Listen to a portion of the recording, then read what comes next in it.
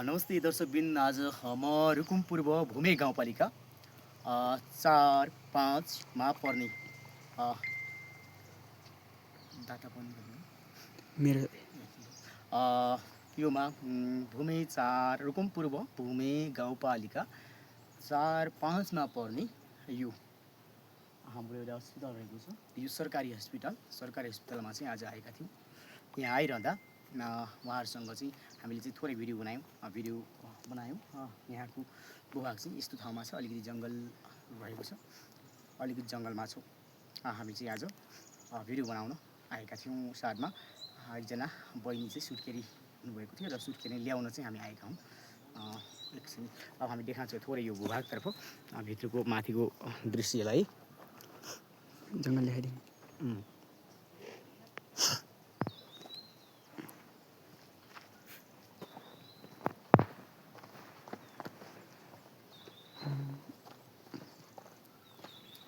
अलिक जुम गरेर निकाल्नु र साथमा यहाँनिर सूचनाहरू पनि प्रेस गरिएको छ। यहाँ अलिकति समस्या के छ भने अलिकति चिसो ठाउँमा भएको छ। चिसो हुँदै गर्दा यहाँ चिसोले गर्दा अलिकति बिमारी अलिक अप्ठ्यारो पर्छ कि भन्ने हो, नत्र भने एकदमै राम्रो छ। अन्य कुराहरू यहाँ चाहिँ अलिकति मन नबुझेको कुराहरू चाहिँ के छ भने यहाँतिर थोरै यो जङ्गलहरू छ, जङ्गलहरूले घेरिएको छ। नजिकमा भइदिएको भए गाउँ नजिकै भइदिएको भए अझै राम्रो हुने थियो। गाउँको नजिक भइदिए यसो जङ्गलको बाटो हिँडेर आउने नभइदिएको भए अझै राम्रो हुने थियो भन्ने चाहिँ हो। ठिकै छ, तर पनि हाम्रो काँडा भूमे गाउँपालिका 4 काँडा अनि साकिमको बिच भागमा चाहिँ रहेको यो स्वास्थ्य चौकी हो। काँडा स्वास्थ्य चौकी हो। यहाँ चाहिँ हामी हरेक दुःख सुखमा चाहिँ आउने गर्दछौँ। आज पनि हामी सुत्केरी बहिनीलाई ल्याउन चाहिँ हामी यहाँ आएका छौँ। सुत्केरी बहिनी लगेर अब हामी चाहिँ थोरै देरमा यहाँबाट निस्किनेछौँ। त्यहाँ लैजाँदै गर्दा पनि मैले तपाईँलाई थोरै दृश्य त्यहाँनिर पनि देखाइदिउँला। बोकेको अवस्थामा बोकेर लानुपर्ने हुन्छ।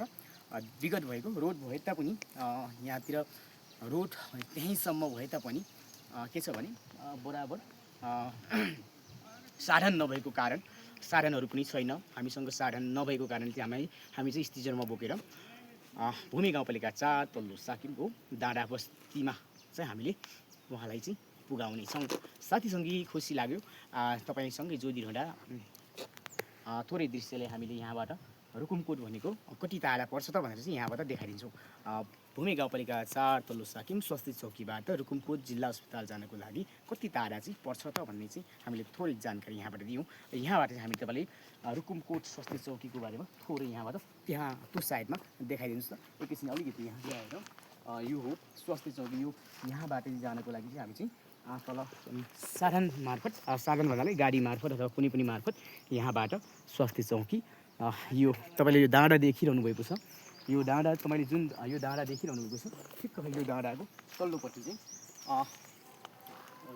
रुकुम पूर्वको सरकारी स्वास्थ्य चौकी त्यहाँ रहेको छ। सरकारी अस्पताल त्यहाँ रहेको छ ठुलो चाहिँ। र हामीले नर्मली गाउँघरको लागि चाहिँ यहाँ चाहिँ हामीले निर्माण गरेका छौँ।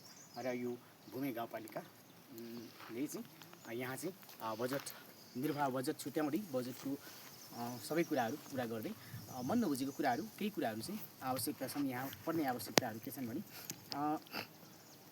यहाँ चाहिने हरेक चिजहरू पनि सामग्री पनि उपलब्ध गराइनु पर्यो। हाम्रो भूमे गाउँपालिकाको ध्यान आकर्षण हुनु पर्यो भन्ने चाहिँ हामीले लागिरहेको छ। हुन्छ साथीसँगै आज हामी तपाईँसँगै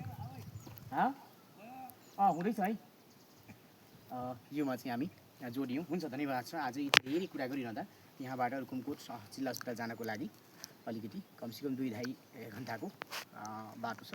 अलिक टाढा पर्दछ भने यो हो भूमे गाउँपालिका 4 रुकुम पूर्व तल्लो साकिम काँडा साकिम स्वास्थ्य चौकी र शेरबाङ 5बाट पनि नजिकै पर्दछ। शेरबाङ 5बाट पनि उपल्लो साकिम शेरबाङ हुँदै यहाँ चाहिँ अलि नजिकै पर्दै भएकोले गर्दा यो सेन्टर रोजिएको ठाउँ हो, तर चाहिँ अलिकति जङ्गलमा रहेको जानकारी गराए। अवश्य पनि सुधार लिने आउने नै छ, बाटोहरू पनि बन्ने नै छ भन्दै हामी पनि छुट्टिन्छौँ। हस्त, नमस्कार।